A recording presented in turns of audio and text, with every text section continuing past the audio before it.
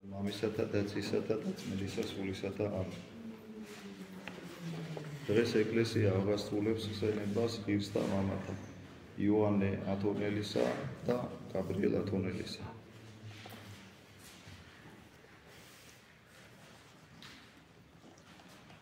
დღეს მინდა წავიკითხო ათონელი ბერების ეპისტოლე იმპერატორ მიქაელ პალეოლოგისადმი კონსტანტინოპოლის პატრიარქ იოანე ვეკას წინააღმდეგ, რომელიც მიწერეს იმპერატორს. ამ დროს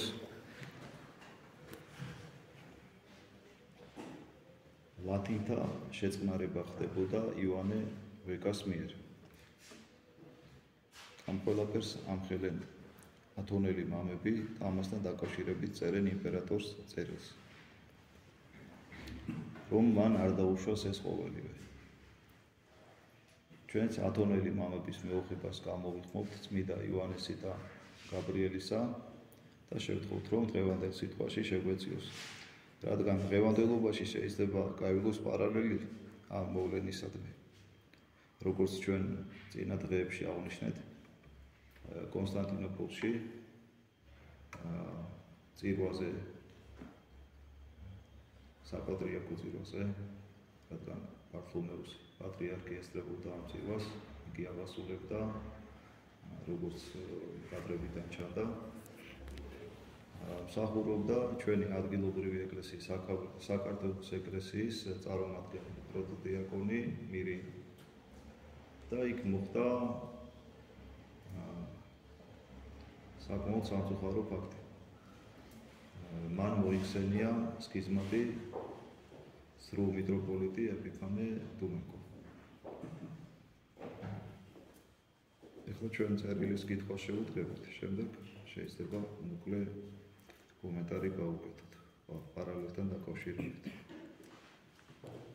არც კი ღირს იმის ხსენება, ვინც სიბნელია და თავი სინათლედ მოაქვს, გულისხმობდა სრულ პატრიარქ იოანე ვეკას, ვინც მთავარი მასტუმებელია ამ საქმეში, ვინც მათთან გაერთიანების საბაბით ცდილობს მზაკრული და სასიკვდილო დარტყმა მიაყენოს მთელს სხეულს, ვისაც არ ძალუს ღიად დაარწმუნოს ვინმე და ამიტომაც ფარულად მოქმედებს. კერძოდ კი ცდილობს უეცრად გაუღოს სამსხსოს კარიბჭე მგლებს და ბოლომდე მიიყვანოს ბოროტი საქმე. თუ ვინმე შემოერთების სურვილი აქვს და აზრები შეიცვალოს და ისე შემოგვიერთდეს, ხოლო თუ გაერთიანება საკუთარი ბოროტებისა და სისწრუის შენარჩუნებით სურთ, მაშინ ამას ვერ შესძლებენ. აქ შეიძლება მოკლედ აღნიშნოთ ისიც, თუ რა მოხდა რამოდენიმე დღის წინ, ასევე ფანარაში. როდესაც წირვას აღასრულებდა კონსტანტინოპოლის ერთ-ერთი მღვდელმთავარი, საპატრიარქოს ერთ-ერთი მღვდელმთავარი, კერძოდ ამერიკელი ეპიდოფორუსი და წირვაზე, როდესაც მან წაიკითხა მრწამსი, ასევე წააკითხეს მრწამსი კათოლიკე კარდინალს, პაპისტს. მან რა თქმა უნდა მართლმადიდებლურად წაიკითხა ეს, თუმცა რა საერთობა გვაქვს ჩვენ მათთან, კათოლიკებთან. ყველაფერს აკეთებენ იმისათვის, რათა ეს უშუალო გაერთიანება მოხდეს. როგორი პარალელები არის დღევანდელობასა და წარსულს შორის. მეფეო, მოისმინე ყოვლადწმიდა სულის მიერ დამოწმებული სიტყვები, რომელთაგან ერთ იოტაც არ აწარხდეს. ლუკას ახარება. უფლის დიდი მოციქული და მახარებელი იოანე ღვთისმეტყველი ამბობს, რომელ მოვიდეს თქვენდა და ესე მოძღვრება არა მოაქმდეს, ნუ შეიწყნარებს სახლთა თქვენთა და გიხაროდენ უეტყვით მათ. რამე თუ რომელმა რქვას მას გიხაროდენ, ეზიარების საქმეთა მისთა ბოროტთა. იოანეს მიმართ იოანეს მეორე კათოლიკე ეპისტოლე. თუ კი ჩვენ მათთვის უბრალოდ გზაზე მისალმება გვეგზალება, თუ კი არ შეგვიძლია მათ სახლში შესვლაც კი, მაშინ როგორ მივიღებთ მათ ტაძარში, თვით საკურთხეველში, ძე ღმრთისას საშინელ და საიდუმლო ტრაპეზზე, სადაც თავადი უფალი შეიწირება უსისხლო მსხვერპლად, რომელიც უმანკო კრავივით დაიკლვის, რათა შეგვარიგოს მამასთან და თავად მასთან და ჩვენი ცოდვები საკუთარი სისხლით განწმიდავს. რომელი გონება დაბნელებული გაბედავს წამოსცეს მოხსენება იმის სახელისა, ვინც სულიწმიდის მიერ არის განკვეთილი. როგორც ღმერთზე და წმიდანებზე გაჯანყებული. აქ მართალია ათონელი მამები გულისხმობენ პაპის სახსელის მოხსენიებას წირვაზე, მაგრამ სქიზმატები ეკლესიის წიაღში არიან? ისევე შეიძლება ვიმსჯელოთ ჩვენ მათთან დაკავშირებით, როგორც ამ შემთხვევაში ათონელი მამები მსჯელობდნენ და უდგებოდნენ პაპის მოხსენიების საკითხს. და ამით თავად გახდეს ღმერთის მტერი. იმიტომ რომ თუკი მხოლოდ მისალმება გვხდის ჩვენ მათი მზაგრული საქმეების თანამონაწილედ, მას რაოდენ უფრო მეტია ხმამაღალი მოხსენიება მისი ცრუ პატრიარქის, ჩვენ შემთხვევაში ცრუ მიტროპოლიტის. როდესაც წინ საღმრთო საშინელი საიდუმლონი გვაქვს დაგებული. თუკი ჩვენს წინ დაგებული თავად არის ჭეშმარიტება, მას როგორ დაუშვებს იგი ამ უდიდესი ტყუილის სიმართლედ გასაღებას, ანუ მის მართლმადიდებელ პატრიარქად გამოცხადებას. ჩვენ შემთხვევაში ცრუ მიტროპოლიტად. ნუ თუ საშინელ საიდუმლოთა აღსრულების დროს როგორც სცენაზე, ისე უნდა ვიხუმროთ. როგორ მოითმეს ამას მართლმადიდებელი სული? განაუმალვი არ განეშორება იგი იმათ, ვინც მას მოიხსენიებს? როგორ არ ჩათვლის ასეთებს სიწმინდის გამყიდველებად? მართლმადიდებელი ეკლესია ღვთისმსახურებისას ეპისკოპოსის სახელის ღვთაებრივ მოხსენიებას ყოველთვის სრული ერთობის უპირობო ნიშნად მიიჩნევდა. წმინდა გერმანე კონსტანტინოპოლის მიერ დაწერილ საღმრთო ლიტურგიის განმარტებაში ვკითხულობთ. მღვდელმოქმედი აღამაღლებს ეპისკოპოსის სახელს. წარმოაჩენს რა უპირატესისადმი მის მორჩილებას, სრულ ერთობას მასთან და მისი სარწმუნოების მემკვიდრეობას და ერთგულებას. ანუ სარწმუნოებაში ერთობა არის წარმოჩენილი. ასევე ჩვენი დიდი მამა და ამსარებელი თეოდორე სტუდიელი თავის ძვირფას წერილში გვასწავლის. შენ ვწერ რომ შეგეშინდა პრესვიტერისთვის გეთქვა, არ მოეხსენიებინა მწვალებელი ეპისკოპოსის სახელი. ერთს გეთქვი მხოლოდ, მარტო მოხსენიებისმიერი ერთობა ბეჭედივით ასვამს ლაქას, თუნდაც მომხსენებელი მართლმადიდებელი იყოს. აი, ეს მოხდა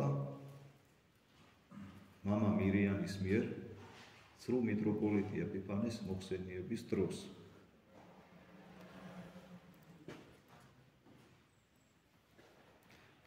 ასე გმოძღვრავს ეს მიდამა, მასიადრე კი თავად ღმერთი და მღვდელთა მისთა შეურაცხყვეს ჯული ჩემი. ეზეკიელი წინასწარმეტყველი. როგორ შორის წმიდისა და ღირსისა არ განარჩევდეს. განურჩევლად იქცეოდნენ და სულ ერთი იყო მათთვის. რა შეიძლება იყოს ამაზე ნათელი და ჭეშმარიტი. მაგრამ იქნებ შესაძლებელია კეთილგონიერი შემგუებლობა, იკონომია. როგორ შევეგუოთ იმას, რაც გვიწავს ღვთისმსახურებას, საღმრთო სულის გარეშე ტოვებს მღვდელმოქმედებას და ამიტომ მორწმუნეებიც ცოდვათა მოტივებისა და ღმერთთან შეთვისების გარეშე რჩებიან. შეიძლება კი იყოს რაიმე ამგვარ იკონომიაზე უფრო მავნე? სულიერი ერთობა თუნდაც ერთ პუნქტში მთელი სიმართლის დარღვევის ტოლფასია, რადგანაც მწვალებელთან სქიზმატთან ჩვენ შემთხვევაში ერთობის მქონე იგივე სასჯელის ღირსია, როგორც საეკლესიო კანონთა დამტვერვა. ხოლო ამგვარი იკონომიის მქადაგებლნი უგულებელყოფენ რა საეკლესიო კანონებს შედიან ლოცვით კავშირში იუდეველებთან, სომხებთან, იაკობიტებთან, ესტორიანელებთან, მონოთელიტებთან და საერთოდ ყველა ჯგურის მწვალებლებთან და მხოლოდ ამიტომ არ იმსახურებენ არანაირ იკონომიას და თანაზიარნი არიან ყველა ღვთისმბრძოლი მწვალებლობისა. რადგანაც საეკლესიო კანონთა და უზენაესი საღმრთო სჯულის მიხედვით არ განარჩევენ მწვალებლებს მართალთაგან და თავად ივსებიან ყოველგვარი ერესით. შესაბამისად, სქიზმათა განურჩევლობა აღავსებს სქიზმატური სული. ვის მივცეთ ქრისტეს მართლმადიდებელ ეკლესიაზე წინამძღოლობის უფლება? კაცს, რომელიც მწვალებელია? ჩვენ ვსვავთ კითხვას, ვის მივცეთ ჩვენს ადგილობრივ ეკლესიაზე ამგვარი გავლენის უფლება? კაცს, რომელიც სქიზმატებს იწყნარებს, ბართლომეზე მაქვს საუბარი, რომელიც იწყნარებს სრულ მიტროპოლიტ ეპიფანეს და რომელიც ცდილობს შექმნას სრულ ერთობა პაპისტებთან. ეს ხომ სრული ღალატია და არა იკონომია. იგი უკანასკნელი ადგილის ღირსიც კი არ არის. რამე თუ დიდი მამა ჩვენი გრიგოლ ღვთისმეტყველი ამბობს. თუ კი ნოვატი არღებულობდა მათ, ვინც არ შეინანეს დაცემის შემდეგ, არც მე ვღებულობ ასეთებს. თუ კი ისინი ქეთს არ მოიდრეკენ, ან ჯეროვნად არ დამდაბდებიან და უჯერო საქმის გამო გამოსწორების პირობას არ დადებენ.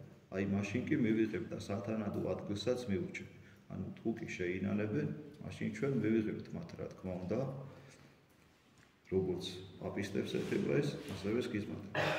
ვინ შეამჩნია მასში, პატრიარქში, ან და მასთან ერთობაში მყოფთა შორის გამოსწორების სურვილი. სად არის სინანული ავი საქმეების გამო? რა თქმა უნდა, ისინი უკანასკნელ ადგილსაც კი არ იმსახურებენ. მაშინ როგორღა იქნებიან წინამძღოლები? და თუნდაც მოახერხონ რომელიმე ეკლესიაში ძალაუფლების ხელში ჩაგდება, ფურთხის ღირსნი არიან მხოლოდ. ნუ ხელეწიფების ბრმასა ბრმისა წინაწყვანვად, არამეა ორნივე ჯურღმულს დაშთაცვივენ ლუკას ახარება. და უკვე თუ თვალი შენი ბოროტ იყოს, ყოველი გვამი შენი ბნელი იყოს. უკვე თუ ნათელი იგი შენ შორის ბნელ არს, ბნელი იგი რაოდენ მე, მათ ესახარება. როგორც დიდი ღვთისმეტყველი გრიგოლი ბრძანებს, ყოველი ქვეშევრდომი თავის წინამძღოლს ემსგავსება. წმინდა კრებათა ღვთაებრივი კანონები მათ მიერ მთლიანად უარყოფილია. სულიერი ცხოვრების კვალი და სუნიც კი არ გააჩნიათ. მხოლოდ ერეტიკოსობენ და ეკლესიას შფოთითა და სასტურით ავსებენ. რამე თუ შეუძლებელია შეუთავსებელთა ერთად ყოფნა, არც შეუერთებელთა შეკავშირება. რამე თუ არა მოხსობა არს სიმართლისა და ურჩულობისა, ანუ რა ზიარება არს ნათლისა და ბნელისა. კორინთელთა მიმართ მეორე ეპისტოლე. ანუ რა საერთო აქვს მართლმადიდებლებსა და მწვალებლებს, რომელთაც უნდა განვეშოროთ, როგორც ამას თავად ღმერთი გვასწავლის, აღიხოცენ უკეთურებანი იგი თქვენ შორის, მეორე სჯულისა. და უკვე თუ თვალი შენი გასტუნებდე შენ, აღმოიღე იგი და განაგდე შენ, მათ ესახარება. აგრეთვე დიდი პავლე უფრო სწორედ თავად უფალი პავლეს ბაგით გვიბრძანებს, მწვალებელსა კაცსა შემდგომად ერთისა და ორისა სწავლისა განეშორე. ტიტეს მიმართ ეპისტოლე. და კვალად გამცნებ თქვენ ძმანო სახელით და უფლისა ჩვენისა იესო ქრისტესითა, განშორება თქვენ და ყოვლისავე მისგან ძმისა, რომელი უწესოდ ვიდოდეს და არა მოწყვრებისა მისებრ, რომელი ისწავლა ჩვენგან. თესალონიკელთა მიმართ მეორე ეპისტოლე. სხვაგან კი იმავე ეპისტოლეში გვამცნებს. ნუ თანა აღერევით მათ. მსგავსად ამისა მოძღვრავს ღმერთშემოსილი დიდი მამა ჩვენი ეგნატე, რომელიც გვაფრთხილებს მოვერიდოთ ადამიანის მსგავს მხეცებს, მწვალებლებს, რომელიც არა მხოლოდ არ უნდა მივიღოთ, არამედ მათთან შეხვედრასაც კი უნდა ვერიდოთ. როგორ ვაღიაროთ მართლმადიდებელი ეკლესიის წინამძღვრებად და უმაღლეს მსაჯულებად ისინი, ან როგორ მოვიხსენიოთ ხმამაღლა მათი სახელები ეკლესიაში თვით საიდუმლო ტრაპეზის წინ, ისე რომ ტრაპეზი არ წაიბილწოს და კურთხეული დარჩეს. მათი სახელები ვინც მწვალებლობაში არიან, მათი სახელები ვინც სქიზმაში არიან. მათი მოხსენიებით ხომ იბიძება ყოველივე, რაც აღესრულება ღვთისმსახურებისას. ნუ დაუშვებ ამას შენი სულისთვის, მეფეო წმინდაო და ღვთივ რჩეულო, თვით მპყრობელო ქრისტეს მოყარეო, არამედ დაადგერ მას ზედა, რომელიცა გისწავლიეს და გრწმენა, უწყი, ვისგან გისწავლიეს. ტიმოთეს მიმართ მეორე ეპისტოლე. რამე თუ ქრისტეს მადლით გისწავლიეს, კეთილი იგი ვედრი დაიმარხე სულით და წმენდითა. და ქრისტეს დიდი მოციქულის სწავლებით განეშორე ბილს და მათგან სულთა ხმათა და სიტყვის გებათა, მათგან ტყუილით სახელის მეცნიერებისა, რომელსა იგი ვიეთნიმე აღუთქმიდეს და სარწმუნოებისაგან ცუდნი განვარდეს. ტიმოთეს მიმართ პირველი ეპისტოლე. რათა შენს მიერ და შენთან ერთად ჩვენს მთელი ქრისტიანული სავსება მართლმადიდებლობითა და სიყვარულით დაცული უბიძოდ წარსდგეთ, ვიდრე გამოჩინებამდე უფლისა ჩვენისა იესო ქრისტესა. და გავხდეთ მონაწილენი მისი საუკუნო მეუფებისა, სარწმუნო არის ღმერთი, კორინთელთა მიმართ პირველი ეპისტოლე, რომელიც ამის ღირსად ყოფს. თუ კი მის მცნებებს დავიმარხავთ, ქრისტეს მადლით ყოვლადწმინდა საღვთო სულში. ამინ.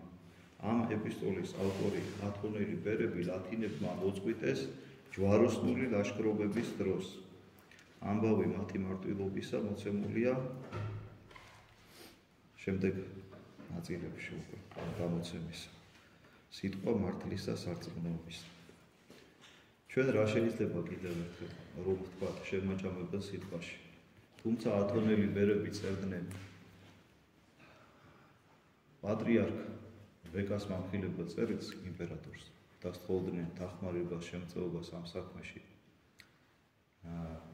რათა ლათინები არ მიეღო ერთობაში და ამით ღვთისმსახურება არ შეგეწულიყო.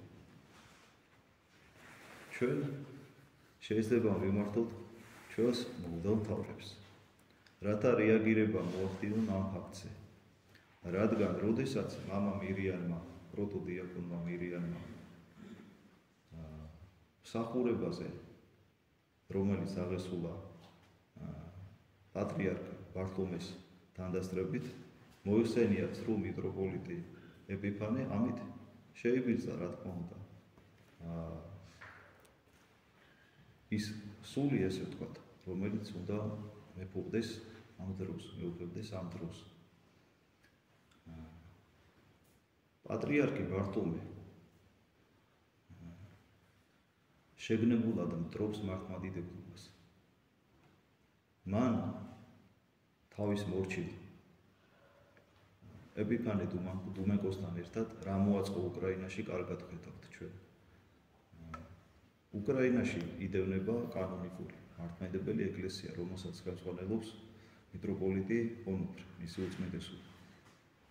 ოფიციალურად აკრძალეს კანონიკური ეკლესია და ეს სრულ წარმონაქმნი არის მიჩნეული უკრაინის დღევანდელი კანონმდებლობით, ბართლომეს სრული ხელშეწყობით, ესე ვთქვათ,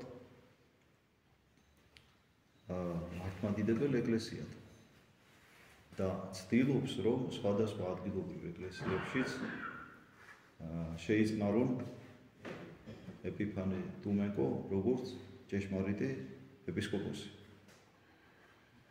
სქიზმატთა შეწყნარება, წყალებელთა შეწყნარება ხდება მხოლოდ იმ შემთხვევაში, თუ ისინი შეინანებენ თავიანთ ცდობილებას, ითხოვენ პატიებას და ესე შემოუხდებიან მართლმადიდებელ ეკლესიას. მაგრამ ასეთი ამგვარი რამ არ მოხდარა ის შემთხვევაში. სადღაც კონჭულებში ხო არ უნდა შეინანოს, არა, ბართლომეს სულში ხო არ უნდა უთრას აღსარება, ამ ხელას სქიზმა იყო, არა. გარდა ამისა, ისედაც გაუმართებელია. თუ სინანულია და თუ შეწყნარება არის, ის უნდა იქნას შეწყნარებული რუსეთის ეკლესიის მიერ, რუსეთის საპატრიარქოს მიერ, რადგან უკრაინა კანონიკურად ეკუთვნის რუსეთის ეკლესიას. ჩვენ გთხოვთ თქვენო მეუფებაო, რომ მოახდინოთ რეაგირება ამ საკითხებთან დაკავშირებით. ღმერთმა დაგლოცოს და გვაგოთხოვს ყველას. Pat,